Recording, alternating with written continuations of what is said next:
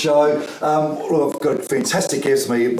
Johan Linde, welcome. Thank you. Australian nice super heavyweight. And I know you've just come off a flight, and I've wanted to grab you, which is fantastic. Have a chat about you've come out of retirement, which is fantastic.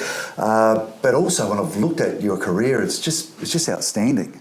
You know, you've had a lifetime of boxing. Yeah. Well, I started at 15 years old. I walked into the ASG Boxing Club in Wakefield Street. Colin Betty, the legendary trainer, and Paul Totala, so they both passed away now. That's where I found my feet. So I'm 39 now. Why so boxing? Why? I mean, you're greatest sport in the world. Centimetres, greatest sport in the world, fantastic. But at 15, though, you would have had footy there, you would have had cricket, maybe swimming as well. But that just caught your eye. Yeah, I think, look, team sports, I loved it. I love playing footy, I love playing rugby, I love playing soccer, basketball, and kind of, I was always one of the better guys, but never the best. There was always those 2 or 3 guys that were right at the top, and then that kind of made you angry. Well, I don't know what it was, and then I realised individual sports, something like boxing, one-on-one time with a coach, and it just grinds the best out of you. And for whatever reason, just those individual sports, there's something about it's just you. You can't rely on anyone else. You can't rely on your teammates. And just for some people, it identifies with it. And just for me, it just grabbed me. And I think you see it with some people, like when boxing gets in their blood. And you see the diehards, the diehards that are out there with any sport. But with boxing, once it's there, it's there. And it got me. And it's been there ever since. I'm looking at your achievements through your career, which is fantastic. We'll go through that. But tell me what it was like. What was it like 2012, the opening ceremony of the Olympics? Yeah. That must have been just so special. Mate, it was a dream. It was a dream, was it? It was a dream. It was that good. You see the athletes come in, but I haven't really spoken to someone that's got the passion to say, wow, it was just something so special. Yeah, it was nice. So it was, 80,000 people. You couldn't see them, you could hear them. And it was just intense. Like you couldn't talk to the people next to you. It was just so loud. Yeah, so much Olympics, noise. Of course, absolutely fantastic. I had Luke Jackson on my shoulders. So he was a little lightweight, the 60 kilo fella. And walking in with him and Jeff Horn, like us three back in, we used to kind of hang around together as a group. And mate, just to share that experience with them and to go through it was fantastic. And then you're there for hours. So we ended up just going along the side and just dancing in front of the cameras and just having a good time. What else are you going to do? I know you got boxing in a couple of days, but you wouldn't want that to end, would you? It would just be absolutely. It was absolutely fantastic. You had a great 2012 though. I mean, Australian superweight champion as well as Oceania champion as well, and then Australian representative at the Olympics. What a year that was for you. No, it was fantastic. And so I remember I was actually thinking about this the other day. Putting on the jersey for the first time was the Oceania 2012 Oceania titles. And I remember I just felt like a king. I remember reading somewhere, an interview somewhere, and I just saw it, and it just reminded me of what it was like. And 200 centimetres, you can get away with that. But you put it on, and it says Australia, and it's the first time, and it's just like be like putting on a crow's Guernsey or whatever. It just mate, your first time, it's something special, and I remember that feeling, and from then it just kept going, and then you start touring the world, fighting guys like we fought Anthony Joshua, Joseph Parker, all the big guys that made it there, and you're kind of in that circle. You're in that circle, and all of a sudden it lifts you a bit. You got to train with people better than you, fight with people better than you. And you just it lifts you up. But also you got to train harder. You got to look after yourself. You got to condition yourself. You got to rehab better. It's all part of it as well, which you've obviously done so beautifully through your career. I mean, your first title, 2003, SA state champion. That must have been special as well. You talk about representing South Australia, which I suppose I was lucky to do in the footy, but to win a South Australian title, your first title, that must have been something pretty special. It was, and I remember I was. I probably described myself as a giraffe back then, a bit awkward on the feet. Couldn't quite get the jab off. But it was not. I do remember that. In fact, I've got photos of it. And I was just looking at them probably 2 weeks ago. I was showing my wife because she, we've been married for 2.5 years now, and she hasn't experienced. She hasn't experienced the boxing, so this is all new for her.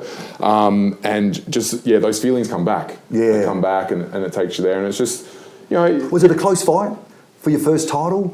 It felt like it was. I noticed that you got 32 knockouts with the win, so that's pretty handy. It felt like it was. But it's what it is. It's character building, and for someone this is why boxing's such a beautiful sport. So you've come out of retirement, which is fantastic. I mean, I look at you. I mean, we're talking titles: 2003, 2004, 2010, 2011, 12, 13 titles.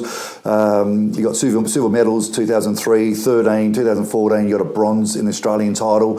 Of course, we spoke about the 2012, which is a fantastic year for yourself. 8 times representing Australia. Had a break 2014. Well-earned break too, by the way, if you're going to call it a break. That's one fantastic career. Came back for a little while, but you're coming back, and it's the fight's on soon. Yeah. So the last fight I had was 2014. That was the national titles. Lost Joe Goodall, so not a slouch. He's gone pretty well in the pros now. And you know what they say, this quote's riddled me for years. There was a famous actor, I can't remember his name, who it was. He said, "When you got a plan B, you'll take it." Right, okay. And acting, you could imagine, the grind, and you just go plan B. Yeah. You go something else. So I had the plan B. I took it. It's been good. I've had a good kind of career, but something's niggled me inside. I call it a little tea light candle. Yeah. It's not a flamethrower, but it's a tea light candle. You're ready to go again. And it's like, I'm 39 as a heavyweight. It is possible. You're young, 39. What are you talking about? You look about 25 too, by the way. Thank you. Must be the moisturiser. Well, it's just, let's see what's there. Yeah, let's see what's there. And so one fight at a time, let's see what's there. And so now we're on next Saturday. Because when I come back and I'll be in the studio, I'll be able to say, he won. That's what I want. So I'm certainly going to find out the 17th of June, which is fantastic. 17th of June. That's brilliant. Yeah. And just speaking to my coach before we got the opponent announced, a guy called Julius Long, who's he's had 44 fights. Okay. He's fought some of the top tier heavyweights in the world. He's on the end of his career. He's coming off, and I'm just starting. I'm starting the pro career, so it's going to be an interesting. And he's 7'1". He's a big boy. I was going to say, I'm sure you got the height over him, but so we just literally an hour ago we just. That would be a rarity for you. There wouldn't be times when you fight fighters taller than you. Not often. I mean, you're 200 centimetres, so you've got plenty of height there. Yeah. Well, I won't have it against him. No, you're not. When I come up against him. Yeah. And just on that, you had your plan B. I mean, the plan B for you is a degree in economics and commerce. So. That's a pretty handy plan B to fall back on. And you're also appointed economics advisor to the New South Wales Premier, Dominic Peretti. Close. Peretta. Yeah. Wow. I mean, took me a while. That's not a bad plan B, by the way. Yeah, it was. And it was one of those things, once in a lifetime experience. Not often, look, I'm not a political person. I'm not necessarily involved with politics, but...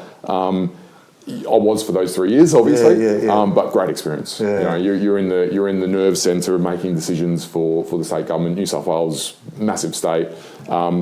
It was a wild ride, and as you can probably work out, I love my wild rides. And now we're starting a new one. We're on a new wild ride with the boxing. So because you sort of think economics degree, boxing. Jeff Horn, of course, teacher, boxing. Hey, Vladimir Klitschko, both the brothers. They're both doctors. Yeah. One's the mayor of Kiev, I think. Yeah. Over in Ukraine. You must have so many brain cells to spare. Well, that's what I keep telling myself. Oh, perfect. Yeah, excellent. That's why I can still talk to you. I've got to. I mean, you also. I mean, boxing's been your life. You're director of Boxing Australia for 4 years, chairman of Boxing Australia for the Athletic Commission, which is I really take my hat off for that role as well. And then of course National Federation representative for boxing with the Australian Olympic Committee. So that would have been a lot of time away from home as well. I mean, these wouldn't be roles you can just link up just at home. You're flying different places to give our athletes, our Australian athletes, the best opportunity. Yeah. So I mean, those basically I owe boxing my life. Like I look back on it and I go, when I was 14, 15, and I walked into the boxing gym. Everything I've achieved in my life, I can pinpoint back to walking into that gym and learning those things that, a young man, it's so easy to go off the rails. Yeah. It's so easy to be, violent in the wrong way or to just go down the wrong path and just to have something like boxing that can steer you. Your life skills. So this story's resonated, probably a million times around the world, the old Rocky story. Of course it is. It's everywhere. But it's true because it is. It channels the energy into something positive. It's great that can be destructive. And so then I just go, well, you have to. You love it because for every one of me, there's going to be another 10 coming up. So true. And they need to be channeled as well. And everyone needs that path. So for me, I love doing those roles. But then unfortunately, when I started working for Dom Perrottet, once the work hours got up to three could digits, up to imagine, 100 hours a week, which it was at times. We had to. Is it? I was just going to ask you one more question. When you're alongside the referee, you had the fight, and you go, this is close, you know, and you think, oh, I reckon I might be in a bit of trouble here, and all of a sudden your arm goes up.